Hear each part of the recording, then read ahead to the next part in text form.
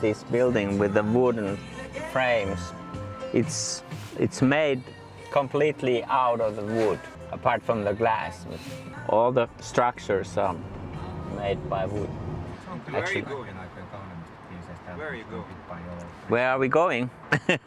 We are going to the west of Finland. We're going to the Turku. Turku is a kind of a city where most people who are living in the cities are actually living in. It's not a huge city, but it's not a small city. It's a mid-sized city. The city is around 200,000 people. And so people can relate these type of the cities. This is the typical cities around the world. Of course, it has these unique characters, but still a lot of similarities for any city in any part of the world. And this is a statistical fact. Most of the people are not living in a great big metropolis, but they are living in the more mid-sized cities, exactly like this Turku.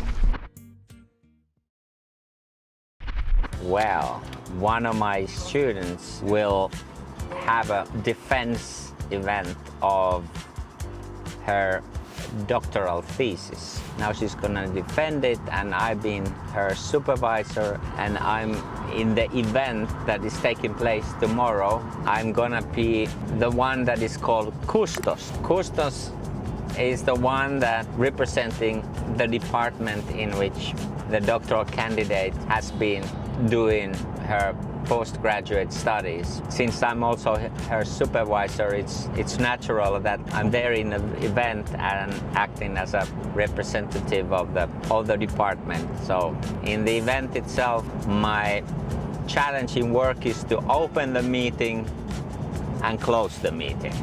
And everything else, what happens in between, I just follow. I don't have any role other than trying to look important and try to keep myself awake, which is easy because this is gonna be very exciting.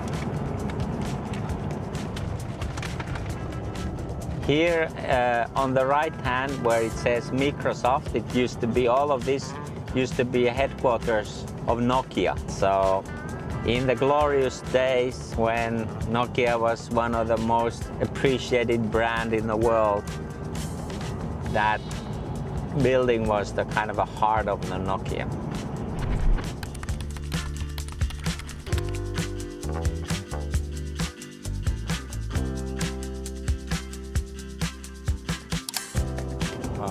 This is the second time we are now trying to get to Turku. The first time we have been driving about 1 hour when it occurred to me that we have actually left my suit back home, and it's not just any kind of a suit, it's what is called a black tie, which is a very specific suit that is used in this kind of a highly qualifying academic events. So we went back, and now we have a second chance to get to Turku.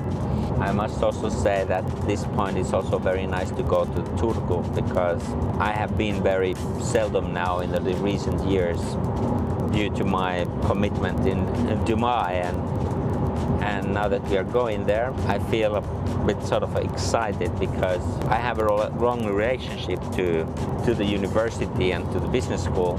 Comes from back in time, 25 years ago. But it is also that I feel that something has sort of changed, and we are moving on, and also the Turku is a great city by itself.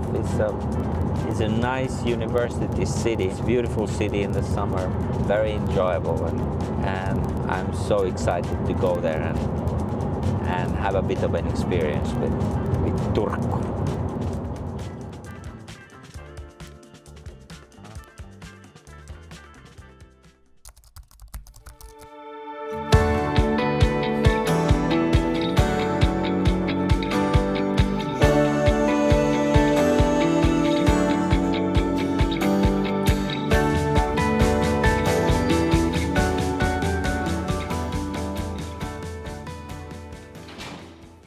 I declare this public examination open.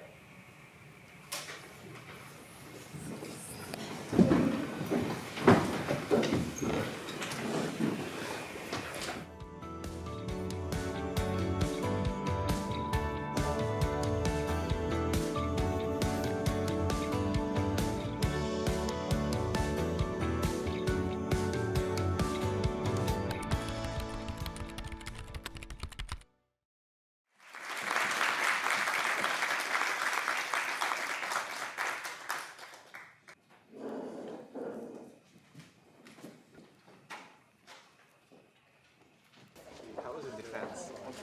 Oh, that was great.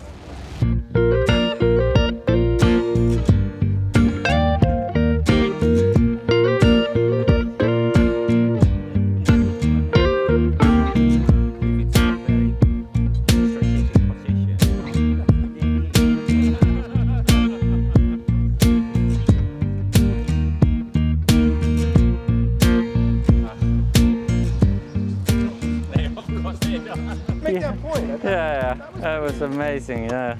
Okay. I might.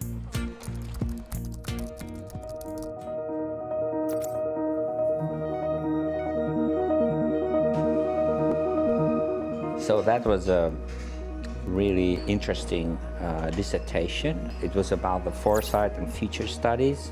The person, Sanna Ahvenharju, who had prepared her dissertation, made this thesis that actually when we think about the future and when we have a future consciousness, there are some sort of critical dimensions that we need to understand that are the ones through which actually people kind of funnel to the future, that they are expressing themselves, that this is the way that they can understand how the future emerges.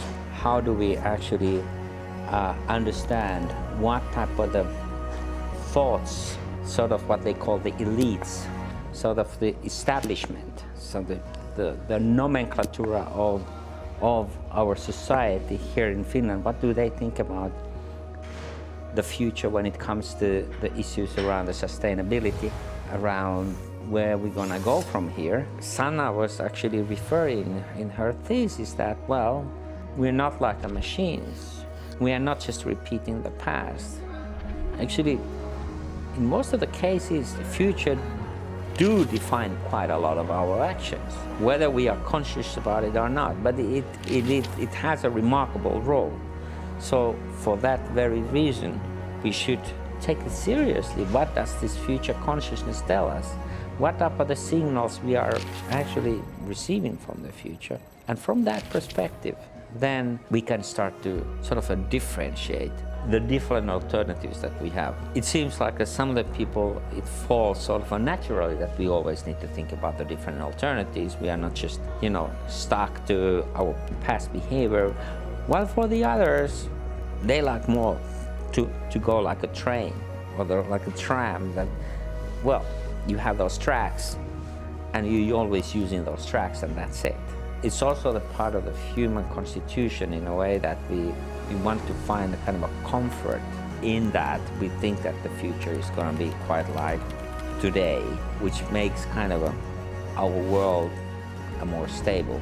But particularly when we are seeking the change, we want to change something, then we need to start thinking about alternatives. The more we are opening up to these different options, the more likely it is that there comes an option that we have not thought in the first place. But then while we are exploring those alternatives, suddenly something occurred to us. Oh, I haven't thought about that, but actually this type of the future is hugely interesting. And if we don't have that inclination, it's probably good for us that we start to rehearse that. So this work that Sanna did I think it was a really inspiring. It was like putting ourselves into more kind of a firm ground when it comes to the future studies, that what is this future consciousness, and I can see a lot of interesting alleys what we can build on based on her work.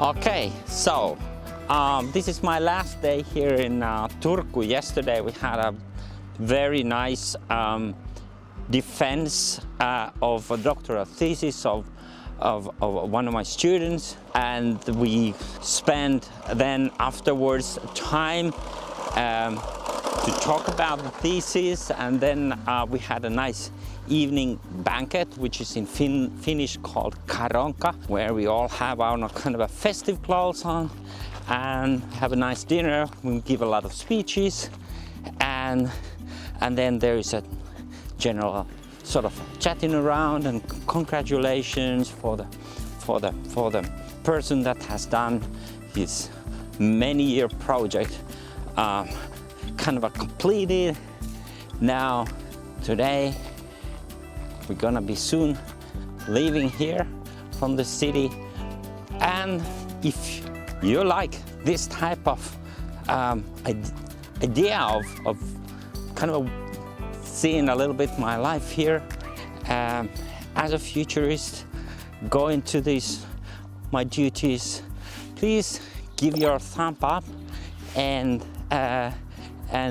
you're gonna see more this type of the travel box.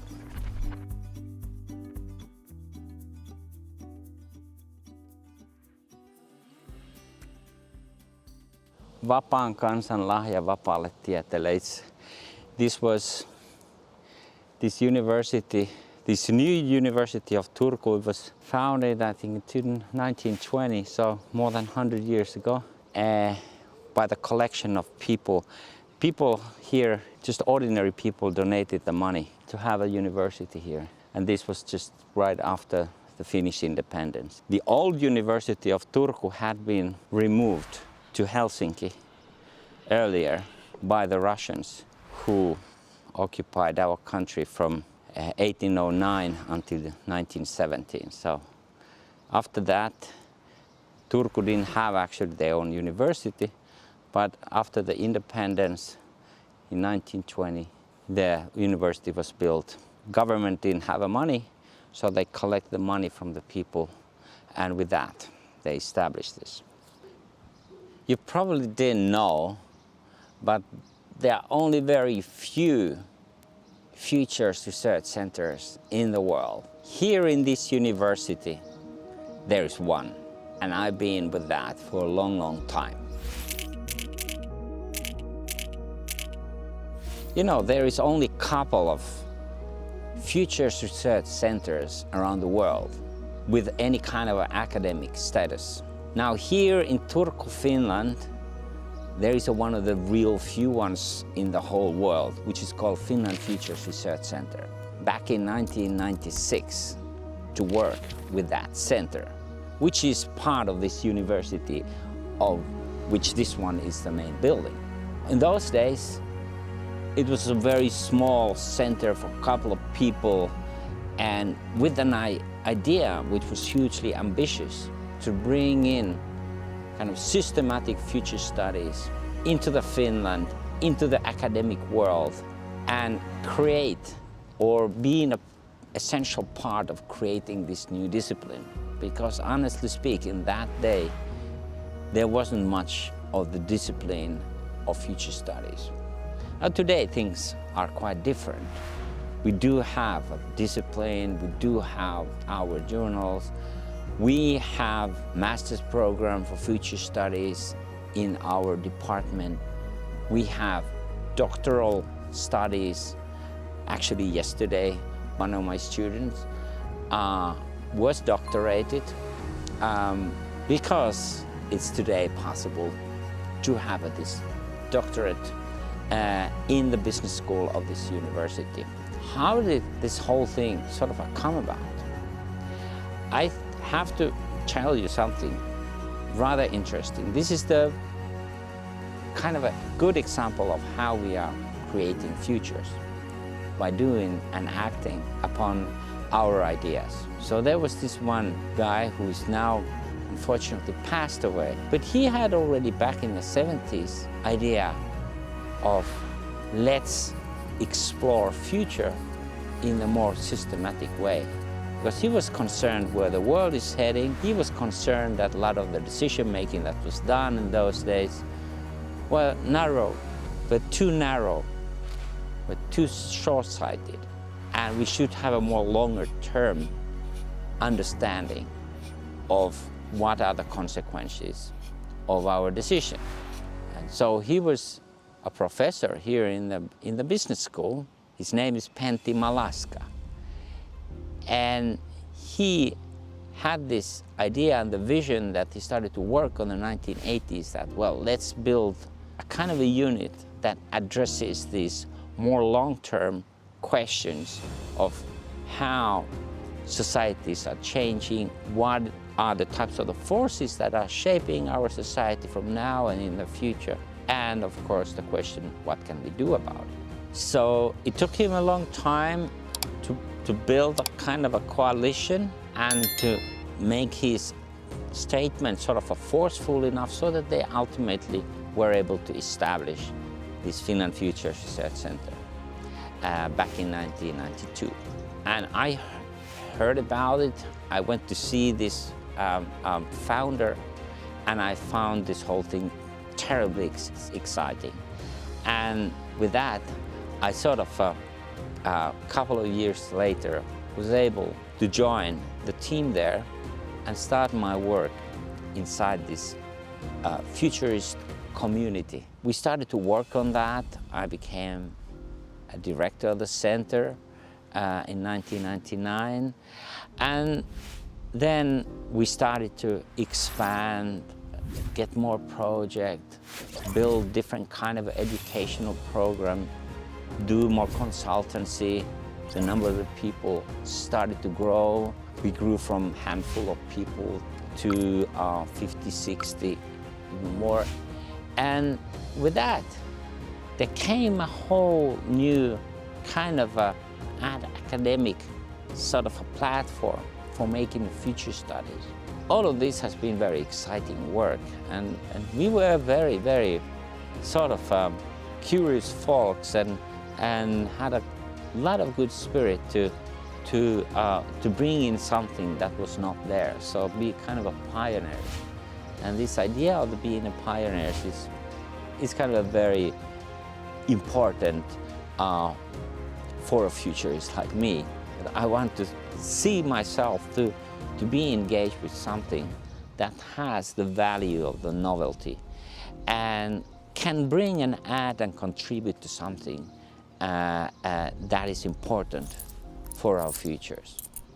And so with that, I see from here on that, yes, this type of the academic discipline, meaning that there's a systematic way to approach the futures, is something that is more and more needed in the society, which is growing more complex. We have a lot of openness between us and the future.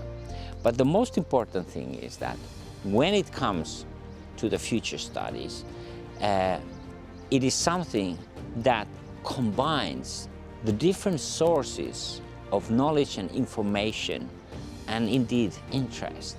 And thereby it's kind of creating a common plateau, common market, you would say, a common platform to address issues that concern all of us.